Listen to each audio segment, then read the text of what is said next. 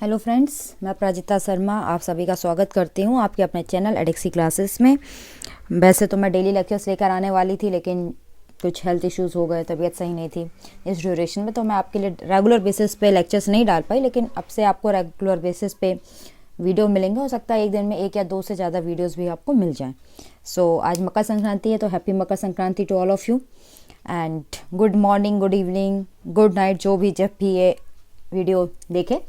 ठीक है फ्रेंड्स, सो अभी तक हमने अपने प्रीवियस वीडियो में ये समझा कि एनपीओ क्या होता है, उसके फीचर्स क्या हैं, रिसिप्ट एंड पेमेंट अकाउंट कैसे बनता है, उसके कैरेक्टरिस्टिक्स क्या है, इनकम एंड एक्सपेंडिचर अकाउंट क्या है, उसके कैरेक्टरिस्टिक्स क्या हैं, receipt and payment account and income and expenditure account में डिफरेंसेस क्या हैं। हमने इन सारी बातों पर डिस्कशन कर लिया था, लेकिन इनको बनाने के लिए हमें बहुत सारे आइटम्स जो एनपीओ के द्वारा रिसीव किए जाते हैं ऑफ डिफरेंट नेम, जिसके थ्रू उनको रिसिप्ट होती है, ठीक है, या वो जो उनकी इनकम बनती है, जो कि हमने while preparing in receipt and payment account and income and expenditure accounts use किए थे। वो जैसे कि सब्सक्रिप्शन है, डोनेशन है, लाइफ मेंबरशिप फ़ी है, एंट्रेंस फ़ी है, सेल ऑफ ओल्ड असेट्स हैं, सेल ऑफ पेरियोडिकल्स हैं, सेल ऑफ स्पोर्ट्स मटेरियल है, पेमेंट ऑफ ऑनेरियम है, एंडाउमेंट फंड है, गवर्नमेंट ग्रांट है, स्पेशल फंड है। ये सारे आइटम्स थे जो कि हमने यूज़ किए थे while preparing receipt and payment account या कि इनकम एंड एक्सपेंडिचर अकाउंट्स बनाते वक्त हमने इन सभी को क्या किया था,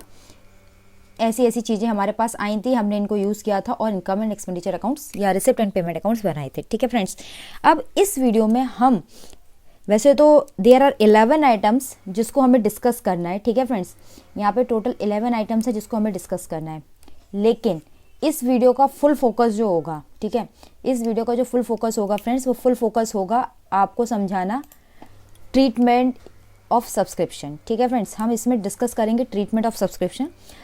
ट्रीटमेंट ऑफ सब्सक्रिप्शन में हम डिस्कस करेंगे इससे रिलेटेड एडजस्टमेंट, राइट फ्रेंड्स, कि अगर आउटस्टैंडिंग दिया है या प्रीपेड दिया है, इसका ओपनिंग दिया है आउटस्टैंडिंग या प्रीपेड का, तो हमें उसे किस तरह से एडजस्ट करना है, क्योंकि जो एडजस्टमेंट हम सब्सक्रिप्शन के केस में समझेंगे वही सेम एडजस्टमेंट हमें काम आने वाली है। किस किस केस में वही सेम एडजस्टमेंट हमें काम आएगी डोनेशन के लिए, वही सेम एडजस्टमेंट हमें काम आएगी जो हम समझेंगे सब्सक्रिप्शन और लाइफ एंड मेंबरशिप फ़ी के लिए हैं, एंट्रेंस फीस के लिए and others type of receipt के लिए भी, ठीक है, या पेमेंट्स के लिए। सो आज का ये जो वीडियो है सब्सक्रिप्शन पे होगा और अकेले ये वीडियो हम सब्सक्रिप्शन डिस्कस करेंगे, जो कि थोड़ा लंबा चला जाएगा। इसलिए मैं जो बाकी के हेडिंग्स है, donation, life membership fees and etcetera items, मैं उसको नेक्स्ट वीडियो में कवर करूँगी, क्योंकि हम नेक्स्ट वीडियो में हम यही समझेंगे कि वो क्या होता है, क्या उनके डिफरेंट टाइप्स हैं, उसके हिसाब से एडजस्टमेंट में क्या कोई डिफरेंसेस आते हैं, हम उस पर डिस्कस करेंगे। लेकिन ये वीडियो डेडिकेटेड है for the treatment and adjustment of subscription account, subscription amount. ठीक है फ्रेंड्स, तो लेट्स मूव फॉरवर्ड। लेकिन उससे पहले हम एक छोटा सा क्विक रिकेप ले लेते हैं जो हमने पहले वीडियो में पढ़ा था, क्योंकि वीडियो काफ़ी समय बाद डाल रही हूँ तो आपको याद आ जाए कि पहले हमने प्रीवियस वीडियो में क्या पढ़ा था। ठीक है फ्रेंड्स, तो हमने पहले प्रीवियस वीडियो में, जैसे कि मैंने आपको बताया कि हमने पढ़ा था कि एनपीओ क्या होता है। तो एनपीओ क्या होता है, इट्स वेरी सिंपल। कोई भी ऑर्गेनाइजेशन जो काम कर रही है अपने मेंबर्स के लिए या पब्लिक एट लार्ज के लिए, ठीक है, और उसका मोटिव क्या है, प्रॉफिट कमाना नहीं है। ठीक है, उसका मोटिव क्या है, प्रॉफिट कमाना नहीं है, नॉट फॉर प्रॉफिट, उसको हम एनपीओ कहते हैं। इसमें आते हैं चैरिटेबल इंस्टीट्यूशन, क्लब या ट्रस्ट। ठीक है, और इसके कैरेक्टरिस्टिक्स 5 कैटेगरी में हम बांटते हैं। इसका मोटिव क्या है, किसके द्वारा मैनेज किया जा रहा है, मेन सोर्स ऑफ इनकम क्या है, सरप्लस से जो जनरेट करते हैं उसका ये क्या करते हैं, ठीक है, और रेपुटेशन ऑफ एनपीओ। ठीक है फ्रेंड्स, ये इंपॉर्टेंट पॉइंट्स है जिसके बेसिस हम एनपीओ के कैरेक्टरिस्टिक्स याद कर सकते हैं। तो कैरेक्टरिस्टिक्स में क्या है कि ये काम करती है फॉर इट्स मेंबर और पब्लिक एट लार्ज के लिए, मैनेज की जाती है एग्जीक्यूटिव कमेटी के द्वारा जो इलेक्ट करते हैं इसके मेंबर, इनकम सोर्स है, डोनेशन है, subscription, legacy, income from investment है। ये जो भी सरप्लस होता है उसको डिस्ट्रीब्यूट नहीं करती।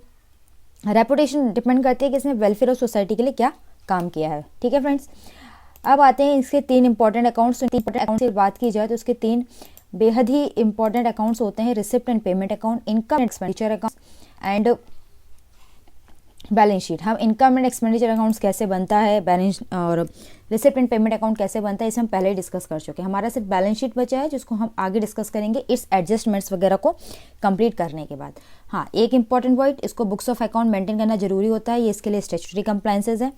ठीक है, और रिक्वायर्ड बाय इसको सबमिट भी करना होता है रजिस्ट्रार ऑफ सोसाइटी को। ठीक है, रिसिप्ट एंड पेमेंट अकाउंट क्या है? रिसिप्ट एंड पेमेंट अकाउंट वो अकाउंट है जिसमें हम साल भर का हमें जो भी रिसीव हुआ और हमने जो भी खर्चा किया वो हम रिकॉर्ड करते हैं, इररिस्पेक्टिव वो किस ईयर से पर्टेन करता है। वो करंट ईयर है तो भी आएगा, वो प्रीवियस ईयर है तो भी आएगा, वो नेक्स्ट ईयर है तो भी आएगा। ठीक है। रिसिप्ट एंड पेमेंट क्योंकि ये सिर्फ और सिर्फ कैश बेसिस से बनता है, सिमिलर टू कैश अकाउंट होता है, इसमें कोई भी नॉन कैश एक्सपेंसेस नहीं आते हैं। इसमें capital as well as revenue दोनों नेचर के आते हैं। ठीक है फ्रेंड्स। कैश ट्रांजेक्शन मतलब ये नहीं कि जो हमने हार्ड कैश में मतलब किया, अगर हमने बैंक के थ्रू भी किया है तो भी वो कैश माना जाता है। इस अकाउंट को हम बनाना शुरू करते हैं opening cash and bank balances से। Opening cash and bank balance का अगर डेबिट बैलेंस है, opening cash and bank balance दिया हुआ है, ठीक है, तो हम उसको रिकॉर्ड करते हैं रिसिप्ट साइड, और अगर बैंक ओवरड्राफ्ट दिया हुआ है तो हम रिकॉर्ड करते हैं उसको पेमेंट साइड। वहाँ डेबिट्स नहीं है बैलेंस ना, डेबिट बैलेंस होगा तो पेमेंट साइड जाएगा। ठीक है फ्रेंड्स। ओके नेक्स्ट हम अब अगला टॉपिक हमारा जो आता है वो आता है इनकम एंड एक्सपेंडिचर अकाउंट, जिसके बारे में हमने पहले डिस्कस किया था।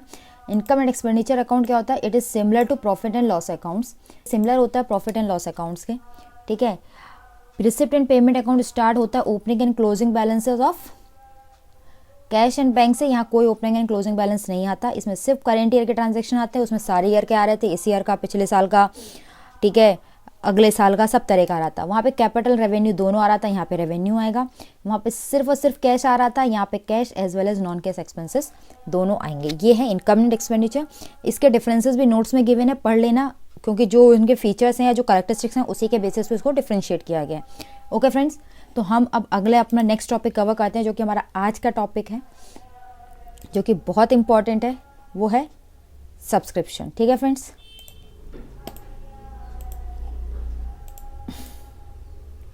ओके अब सब्सक्रिप्शन क्या होता है?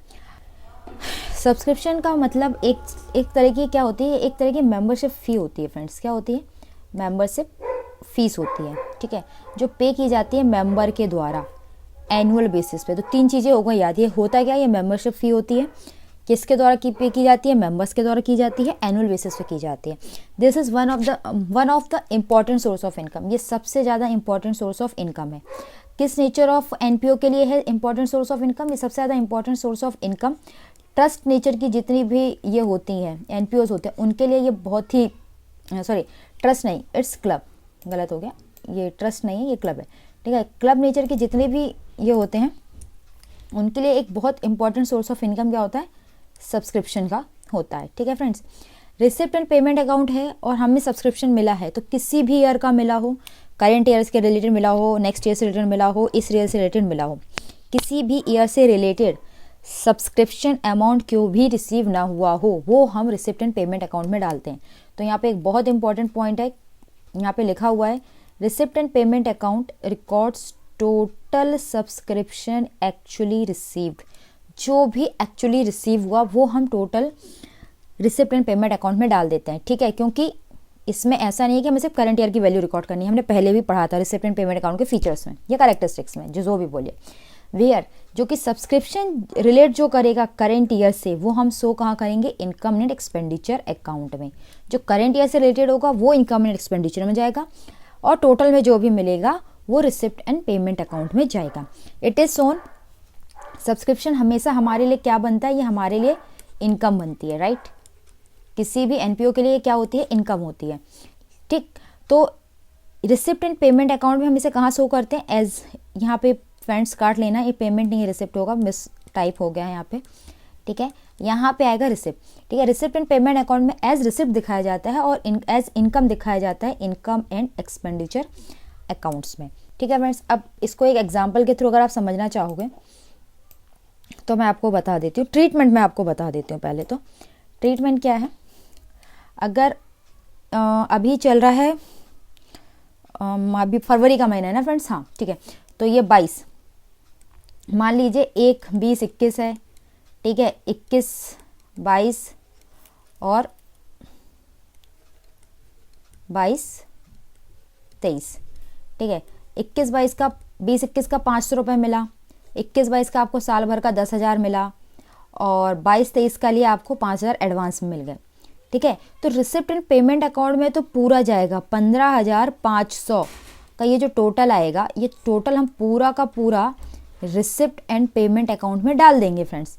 ठीक है। लेकिन हमारा जो ये रहेगा इनकम एंड एक्सपेंडिचर अकाउंट में सिर्फ करेंट ईयर का जाएगा, तो हमें करेंट ईयर के लिए जो मिला, ठीक है, वो करेंट ईयर वाला ही हम इनकम एंड एक्सपेंडिचर अकाउंट में डालेंगे, ठीक है, इनकम एंड एक्सपेंडिचर अकाउंट में डालेंगे, सिर्फ करेंट ईयर वाला, ठीक है फ्रेंड्स। तो ये हो गई बात। यहाँ पे मैं अलग अलग बताया कि ये 520 21 से रिलेट करता है, 10,000 21-22 से है, 5,000 22 से, यहाँ बहुत क्लियर कट लिखा हुआ है, ठीक है। तो इस तरीके से हम treatment total receipt and payment में करंट ईयर से इनकम एंड एक्सपेंडिचर में जाता है, ठीक है। हम सब्सक्रिप्शन को एक तरीके से ऐसे भी समझ सकते हैं, राइट। नेक्स्ट, हाँ देखिए, एक कोई क्लब है, ठीक है फ्रेंड्स, कोई क्लब है, क्लब ए है, ठीक है, और उस क्लब का एक मेंबर है,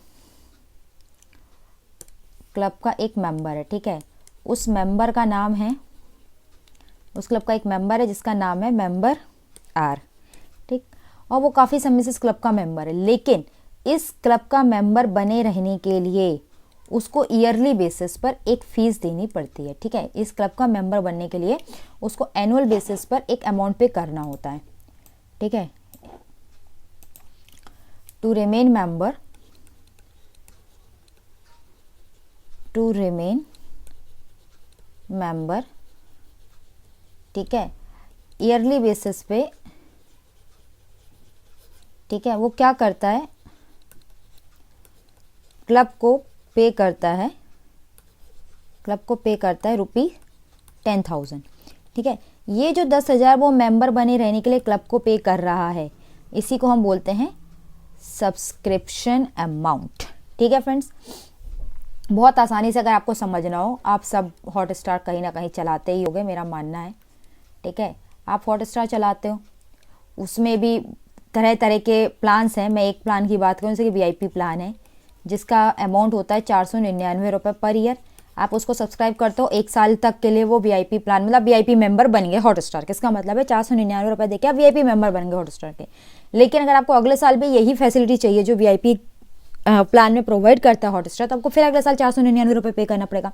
उसी तरह क्लब ए भी बहुत सारी फैसिलिटी प्रोवाइड करती है। अब डिपेंड करता है किस तरह की फैसिलिटी प्रोवाइड करती है, कि वो एक स्पोर्ट्स क्लब है, वो एक योगा क्लब है, कि किस तरह का क्लब है, उसके अकॉर्डिंग वो फैसिलिटीज़ देता है। उसके भी हो सकता है डिफरेंस प्लान हो, ठीक है।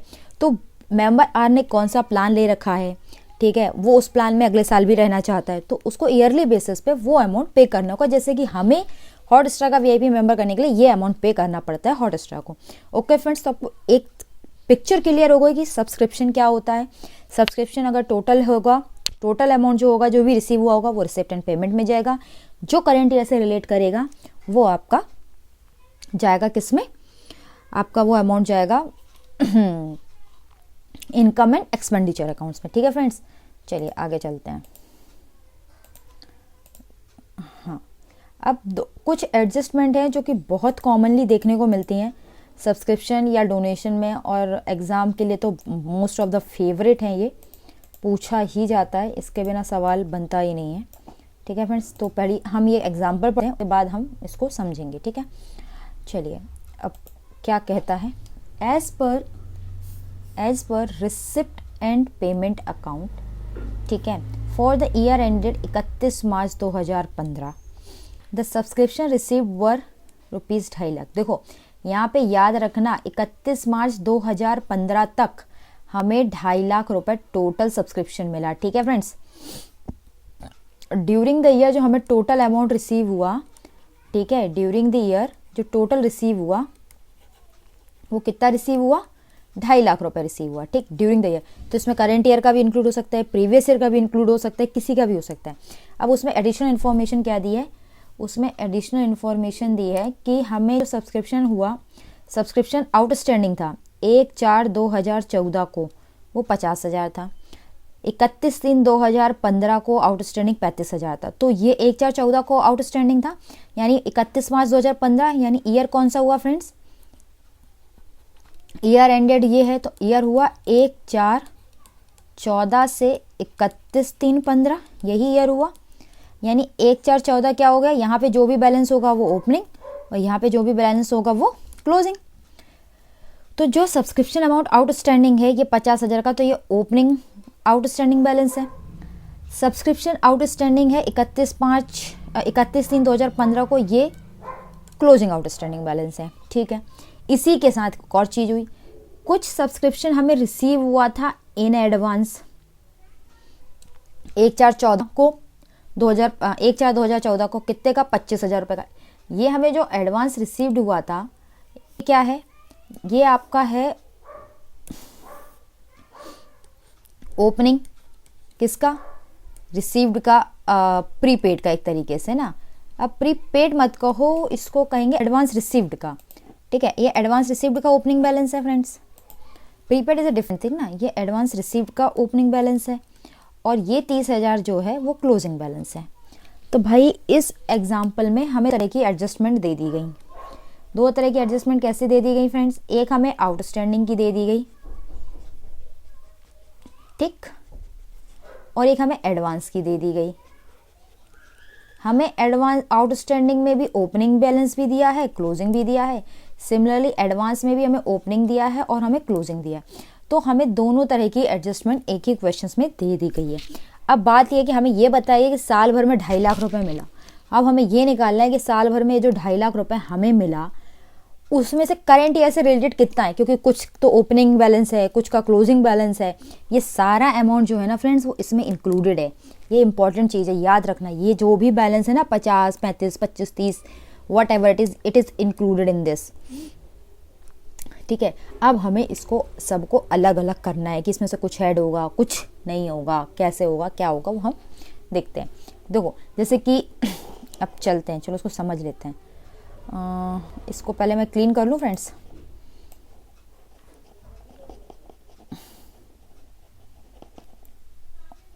ओके, हम इसको क्लीन करके कट करके पेज पे ये कर लेते हैं ताकि हम इस सवाल को अच्छे से समझ सकें।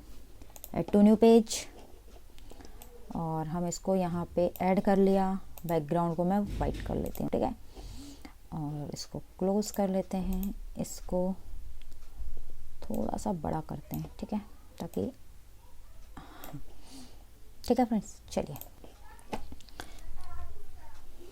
आउटस्टैंडिंग तो पूरा नहीं लिखती भाई, थोड़ा सा हमको भी दिक्कत होता है इस तरह के इसमें लिखने के लिए। मैं ये चेंज कर लेती हूँ और इसको मैं थोड़ा पतला कर लेती हूँ, ठीक है। ओके, हमें रिसीव्ड हुआ कितने का फ्रेंड्स, 2.5 लाख का। ठीक, हम पहले एडजस्टमेंट समझेंगे किसकी, आउटस्टैंडिंग। अब आप मुझे बताना कि क्या ऐड होगा और क्या ऐड नहीं होगा। आप खुद बड़े अच्छे से ना मुझे बता दोगे कि क्या ऐड करना है मैडम और क्या ऐड नहीं करना है, ठीक है। ये ओपनिंग है और ये क्लोजिंग है। आउटस्टैंडिंग का मतलब क्या होता है, आउटस्टैंडिंग का मतलब होता है due but not received, received और पेड, ठीक है। Received in case of income and paid in case of expenses. मतलब कोई इनकम है जो ड्यू तो हो गई, क्योंकि अभी हम इनकम के टेंस में, कोई इनकम है जो ड्यू तो हो गई लेकिन रिसीव नहीं हुई। लेकिन हम जब अपना इनकम एंड एक्सपेंडिचर अकाउंट्स बनाते हैं या हम जो बैलेंस शीट बनाते हैं वो हम किस बेसिस बनाते हैं, एक्रूअल बेसिस बनाते हैं। यानी जो चीज़ ड्यू हो गई वो हम अपने बुक्स ऑफ अकाउंट में ऑलरेडी रिकॉर्ड कर लेते हैं, यही करते हैं ना फ्रेंड्स। तो ये जो ओपनिंग बैलेंस आ रहा है 50,000 का, और ये सब्सक्रिप्शन आउटस्टैंडिंग का क्लोजिंग है 35,000 का, ठीक है। मतलब ये ड्यू हुआ था पिछले साल, ड्यू हुआ था पिछले साल, और हम क्या करेंगे, पिछले साल ड्यू हो गया था, ठीक है, पिछले साल ले भी लिया गया होगा। कब ले लिया होगा, in the preparation of income and expenditure account ये ले लिया गया होगा। अब ये क्या है, ये इस साल ड्यू हुआ है, ये इस साल ड्यू हुआ है, राइट फ्रेंड्स। यानी हमें इसको लेना है, ठीक है। तो जरा हम देखें क्या ट्रीटमेंट किया गया था इसका साल में। देखो क्या किया है इन्होंने, देखो इन्होंने वही किया है। हम आउटस्टैंडिंग का डिस्कशन कर रहे थे, आउटस्टैंडिंग के डिस्कशन में देखो इन्होंने वही किया है। इन्होंने क्या किया हुआ है, सब्सक्रिप्शन आउटस्टैंडिंग ऑन 31/3/2015 इसको ऐड किया हुआ है, ठीक है, ऐड किया हुआ है।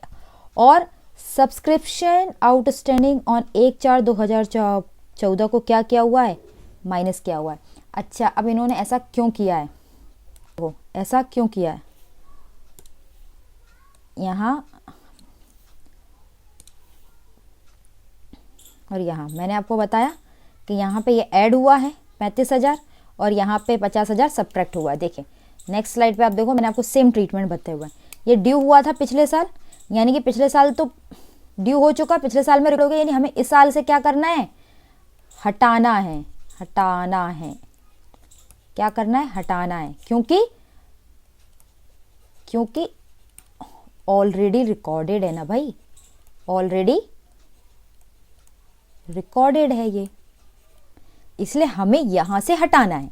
इसी साल ड्यू हुआ है और हम ड्यू बेसिस पे इनकम एंड एक्सपेंडिचर अकाउंट बनाते हैं, एक्चुअल बेसिस पे तो नहीं बने, तो इसको क्या करना है, इसको ऐड करना है, राइट फ्रेंड्स, इसको ऐड करना है। तो 2.5 लाख में हम इसको हटा देंगे क्योंकि पिछले साल ड्यू हो चुका था, पिछले साल इसको ले लिया होगा क्योंकि इनकम एंड एक्सपेंडिचर बनता है ड्यू बेसिस पे।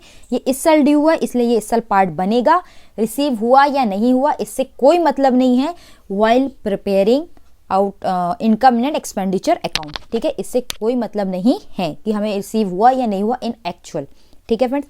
हमें ड्यू हो गया था, हमें मिलना था, नहीं मिला, हम ड्यू बेसिस से बनाएंगे, जिसको हम एक्यूरल बेसिस कहते हैं, उस पर हम इनकम एंड एक्सपेंडिचर अकाउंट बनाएंगे और इसको हम रिकॉर्ड करेंगे, ठीक है फ्रेंड्स। अब हम इसी तरह से बात करते हैं रिसिप्ट एंड पेमेंट अकाउंट की, ठीक है, एडवांस की। एडवांस क्या होता है, एडवांस होता है, एडवांस ड्यू, सॉरी, एडवांस होता है नॉट ड्यू बट रिसीव्ड, ठीक है। हम यहाँ पेमेंट के मतलब रिसिप्ट के केसेस से बात कर रहे हैं, इनकम के केसेस मैं यहाँ पे रिसीव की बात कर रही हूँ, या तो नॉट ड्यू बट रिसीव या पेड। सिर्फ एडवांस के केस की अगर हम बात करें, हमारे पास ड्यू तो नहीं हुआ लेकिन हमने क्या कर लिया, रिसीव कर लिया या पे कर लिया, ठीक है। फॉर सोचिए, ठीक है, फॉर एग्जाम्पल यहाँ भी हमें एडवांस का ओपनिंग बैलेंस दिया है और हमें क्लोजिंग बैलेंस दिया है, ठीक है। अब एक बात बताइए, ये जो ईयर है क्योंकि क्वेश्चन में बात किया गया 2015 की बात की गई है, ओपनिंग बैलेंस 1/4/14 को है और यहाँ पे क्लोजिंग बैलेंस 31/3/15 को है, ठीक है फ्रेंड्स। अब जरा सोचना, ये जो ओपनिंग बैलेंस 1/4/14 को खड़ा है किसका, एडवांस का, एडवांस का जो ओपनिंग बैलेंस को खड़ा है उसका मतलब क्या हो रहा है कि पिछले साल यानी कि क्वेश्चन के अकॉर्डिंग 1/4/13 से 31/3/14 इस पीरियड में, ठीक है, ड्यूरिंग दिस पीरियड क्या हुआ, ड्यूरिंग दिस पीरियड हमें कुछ अमाउंट मिला जो कि रिलेट करता था इस ईयर से, ठीक है, इस ईयर से। और हम क्या करते हैं, हम अकाउंटिंग में जो है एक कंजर्वेटिव अप्रोच लेकर चलते हैं, हम इनकम जब ही रिकॉर्ड करते हैं जब वो ड्यू हो जाती है, ठीक है, या तो इनकम ड्यू ही नहीं हुई है, हमें एडवांस में रिसीव हुई है, तो ये इनकम हमें रिसीव भले यहाँ हो गई थी, ठीक है, ये जो पैसा था वो हमें भले यहाँ रिसीव हुआ था बट वो रिलेट करता है इस साल से ना कि इस साल से। तो ये जो ओपनिंग बैलेंस होगा ये क्या करेंगे, हम ऐड करेंगे, ठीक है फ्रेंड्स। और ये क्या है, यहाँ पे हमें जो क्लोजिंग मिला होगा 15 में जो मिला होगा एडवांस, वो किस ईयर से रिलेट कर रहा होगा, वो 2016 से रिलेट कर सकता है, 2017 से, किसी भी ईयर से रिलेट कर सकते हैं। तो हमें 2015 में जो पैसा मिला जो कि आगे साल का, तो हम आगे की इनकम को इस साल में तो नहीं दिखा सकते, तो इसको हम क्या को हम सब्ट्रैक्ट करेंगे, ठीक है। देखते हैं क्या क्वेश्चन में यही किया गया है, देखते हैं क्वेश्चन में क्या यही किया गया है। डेफिनेटली क्वेश्चन देखो, सब्सक्रिप्शन रिसीव्ड इन एडवांस, इसको इन्होंने ऐड किया हुआ है, ठीक हो, ऐड किया फ्रेंड्स। उसी तरह से सब्सक्रिप्शन रिसीव्ड इन एडवांस का जो क्लोजिंग था उसको इन्होंने लेस किया है। और ऐसा क्यों किया है फ्रेंड्स, मैंने आपको अभी अभी बताया, ऐसा इसलिए किया है फ्रेंड्स, ये ऐसा इसलिए किया गया है क्योंकि ये क्या है, रिलेट कर रहा है करेंट ईयर से, मैं डार्क ही ले लेती हूँ, रिलेट करता है टू करेंट ईयर, ठीक है, और ये जो का है वो रिलेट करता है नेक्स्ट ईयर से, तो जो करेंट ईयर का है वो ऐड कर दो और जो रिलेट कर रहा है नेक्स्ट ईयर से उसे सब्ट्रैक्ट कर दो। ओके फ्रेंड्स,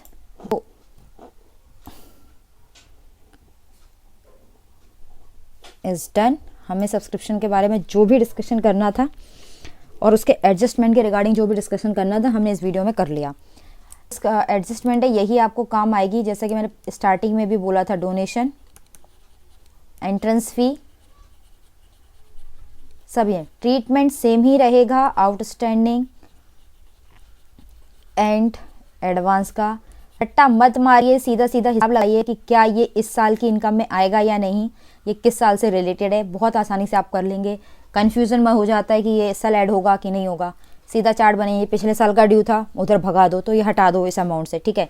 ये नेक्स्ट साल का नहीं, इस साल में एडवांस में मिल गया है पिछले साल से, तो उसको हटा दो यहाँ से, ठीक है। तो उस बेसिस पर उसको करिए, ज़्यादा आसानी से हो जाएगा। रट्टाफिकेशन मत मारिए। थैंक यू, मिलते हैं नेक्स्ट वीडियो में।